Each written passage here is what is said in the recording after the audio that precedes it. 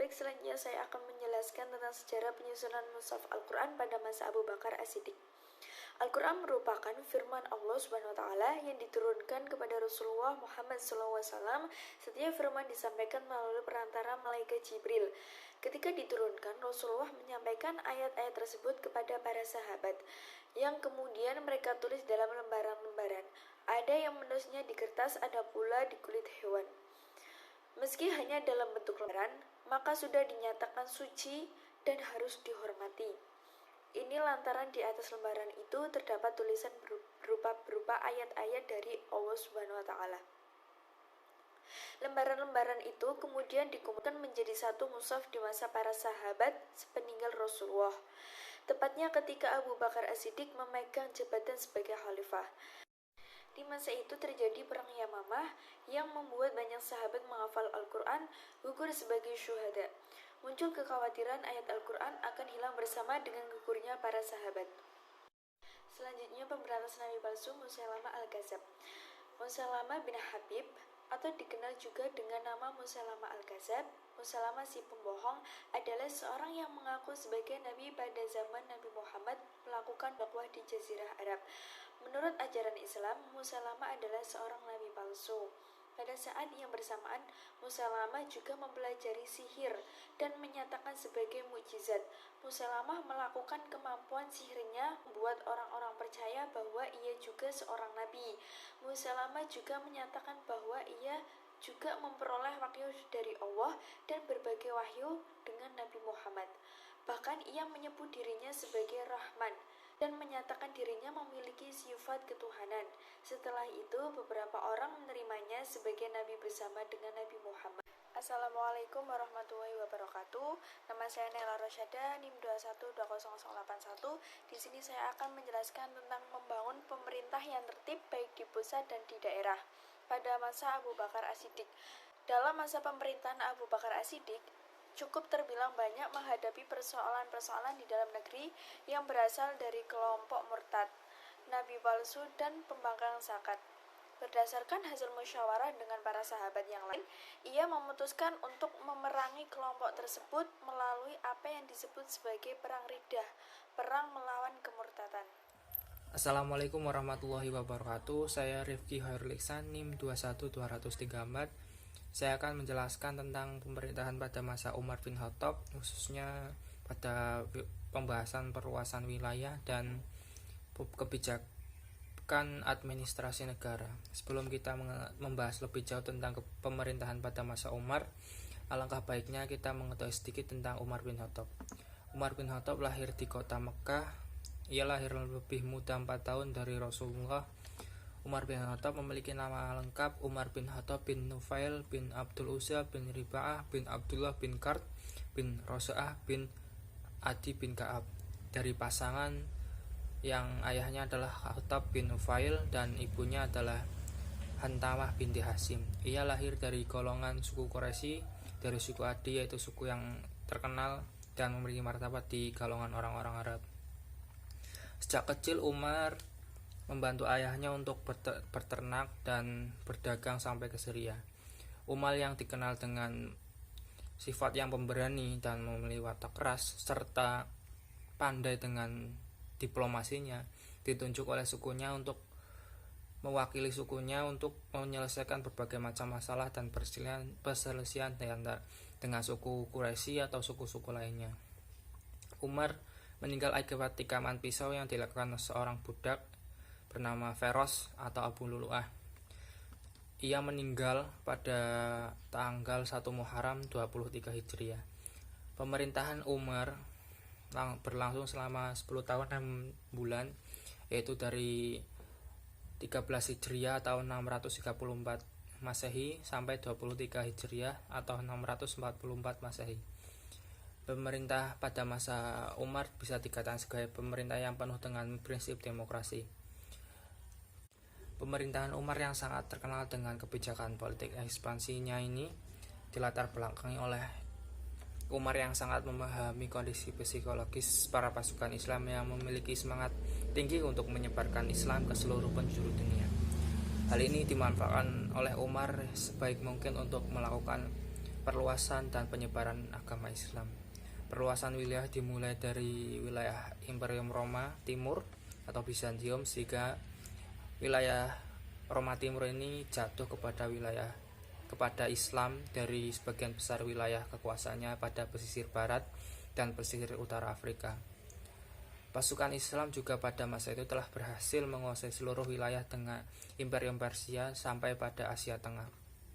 Kemenangan pasukan Islam ini dilatar belakangi oleh dua faktor, yaitu melemahnya kondisi internal kerajaan di sektor militer dan perilaku kedua kerajaan tersebut kepada rakyatnya. Prestasi Gemilang Umar bukan hanya pada pembebasan wilayah saja, namun juga aspek-aspek lain, yaitu contohnya ketika wilayah pemerintah Madinah semakin luas, Umar membagi wilayahnya ke beberapa provinsi yang dipimpin oleh gubernur. Umar juga tidak memaksa kepada rakyat yang wilayahnya dikuasai atau ditaklukkan oleh Islam itu untuk mereka masuk Islam juga. Mereka tidak, namun mereka harus membayar pajak kepada pasukan atau pemerintahan Islam. Provinsi yang dibagi oleh Umar diantaranya adalah Mekkah, Madinah, Suriah, Jazirah Basrah, Kufah, dan Mesir, Palestina. Hal ini sangat luar biasa karena pemerintahan Islam yang sangat luas tidak mungkin dipimpin oleh satu pemerintahan pusat saja. Dasar-dasar sistem pemerintahan yang tangguh telah dibentuk pada masa pemerintahan Umar. Ia telah menciptakan lembaga-lembaga kenegaraan untuk memudahkan urusan administrasi dan keuangan. Lembaga-lembaga dan dewan-dewan yang dibentuk Umar seperti Baiat Mal. Selain pendirian Baiat Mal, Umar juga mendirikan Al-Diwan, yaitu sebuah lembaga pemerintahan yang memiliki fungsi untuk mengatur tunjangan-tunjangan untuk tentara dan pensiunannya, sekaligus sebagai perealisasian salah satu fungsi negara Islam, yaitu fungsi jaminan sosial. Agar lembaga Al-Diwan berfungsi dengan baik, maka Khalifah Umar mengeluarkan kebijakan politik untuk membentuk komite nasab atau ahli sejarah dan keturunan yang terdiri dari Aqil bin Abi Thalib, Mahzam bin Naufal, dan Jabir bin Mut'im untuk membuat laporan sensus penduduk sesuai tingkat kepentingan dan golongannya. Daftar tersebut disusun dalam urutan sebagai berikut: orang-orang yang memiliki hubungan kekerabatan dengan Rasulullah, para sahabat yang ikut berperang dalam perang Badar dan Uhud, para imigran Abyssinia dan Madinah. Yang keempat ada kaum para pejuang dari perang Qadisiyah atau orang-orang yang menghadiri perjanjian Hudaybiyah, kaum wanita, anak-anak, dan para budak juga mendapat tunjangan sosial.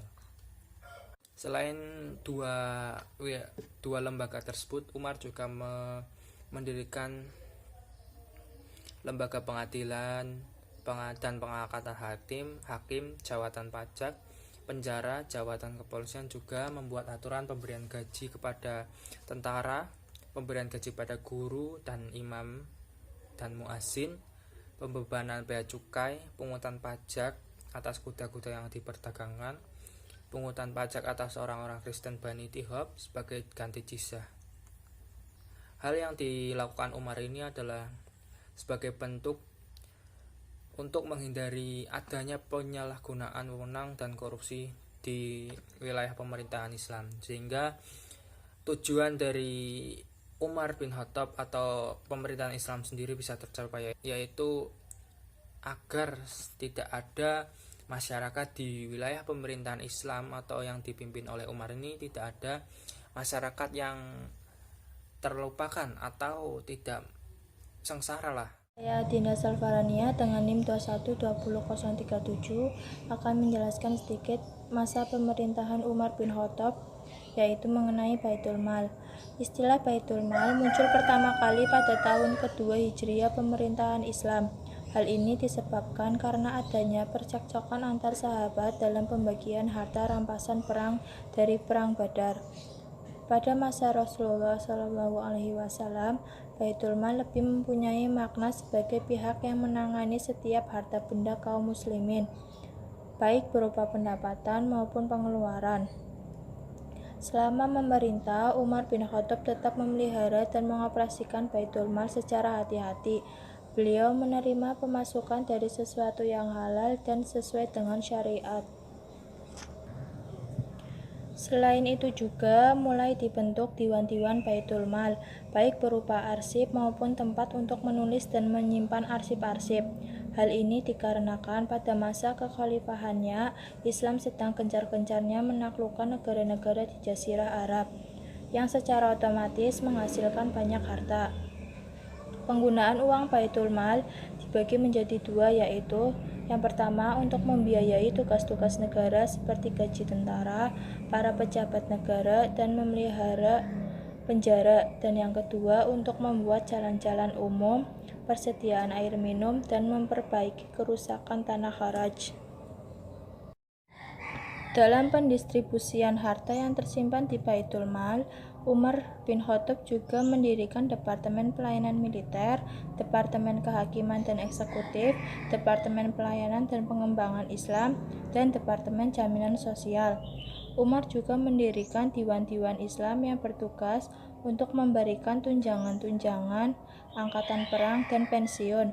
Harta dari Baitul Mal disalurkan pula untuk membenahi kepentingan umum yang dapat menunjang berjalannya pemerintahan secara baik.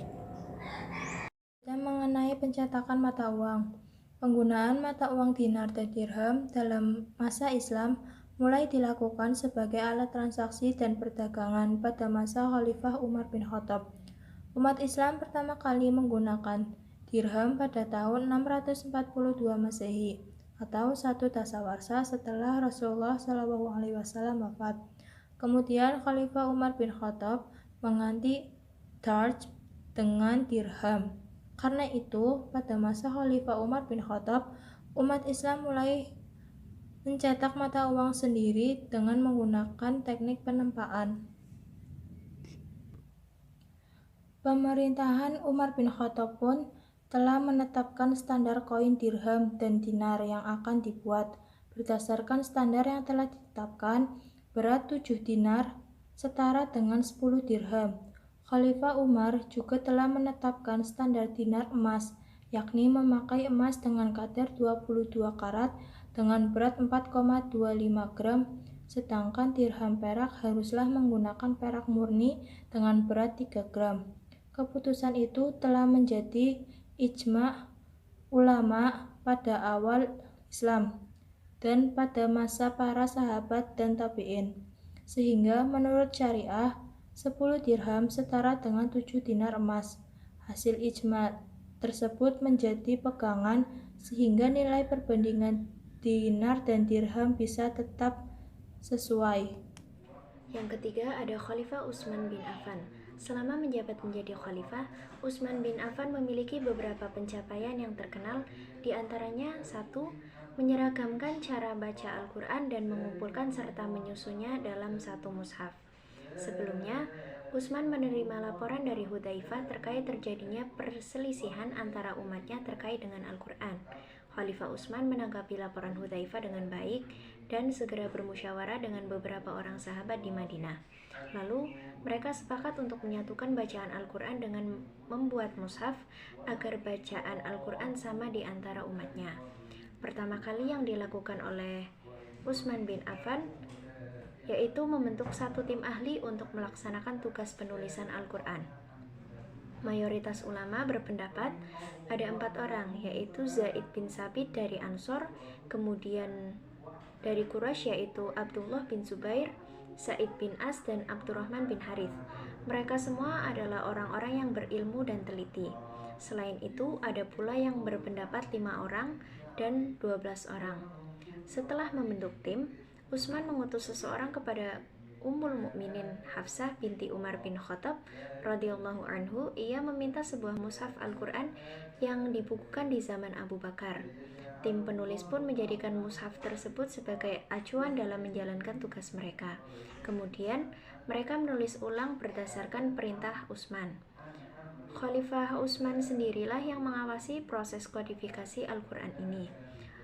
Utsman bin Affan berkata pada tim panitia, "Jika kalian berbeda pendapat dengan Zaid bin Sabit dalam hal apapun pada Al-Quran, maka tulislah dengan lisan Quraisy, karena Al-Quran diturunkan dengan lisan Quraisy."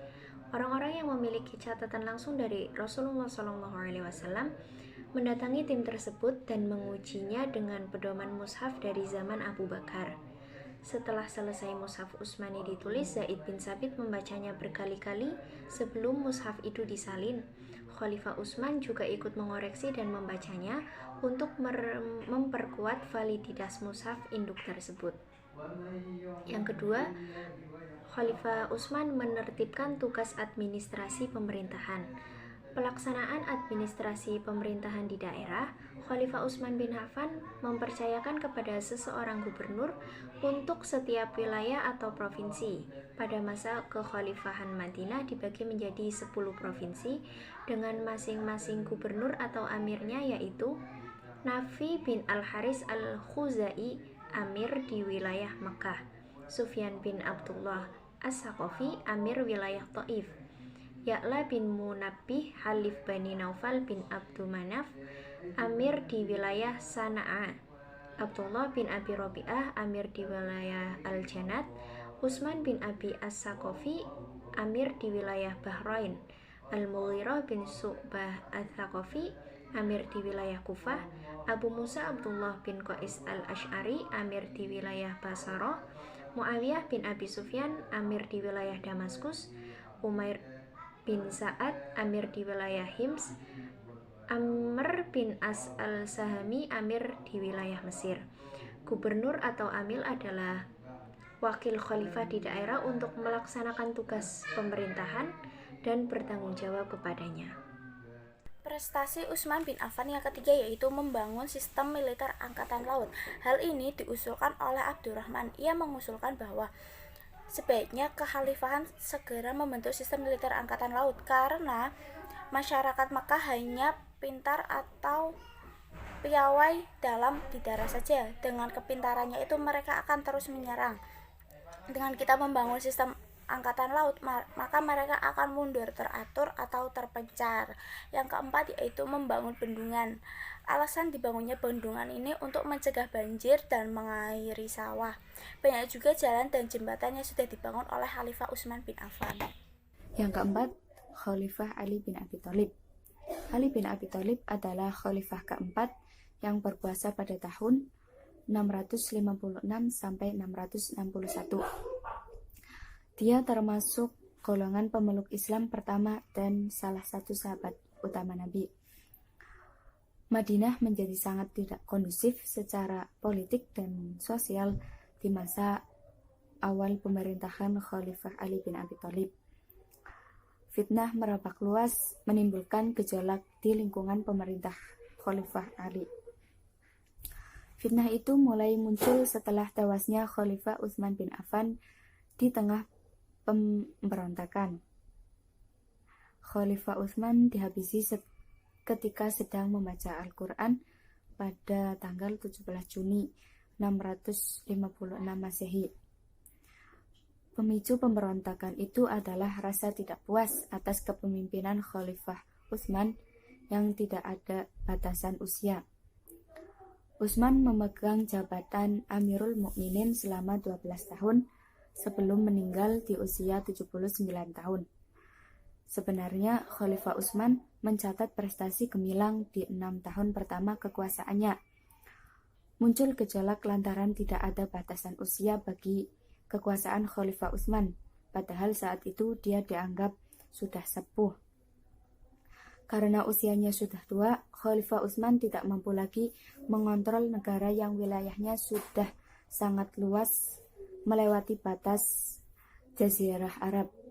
Tetapi dia tidak diganti sehingga muncul kelompok yang ingin memberontak kekuasaan. Pemberontak berhasil menguasai Madinah selama 5 hari.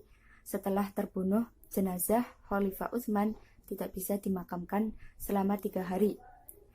Melalui berbagai cara, akhirnya jenazah Khalifah Utsman bisa dimakamkan, namun di tempat yang tidak biasa, bukan di dekat makam Rasulullah dan 2 khalifah sebelumnya.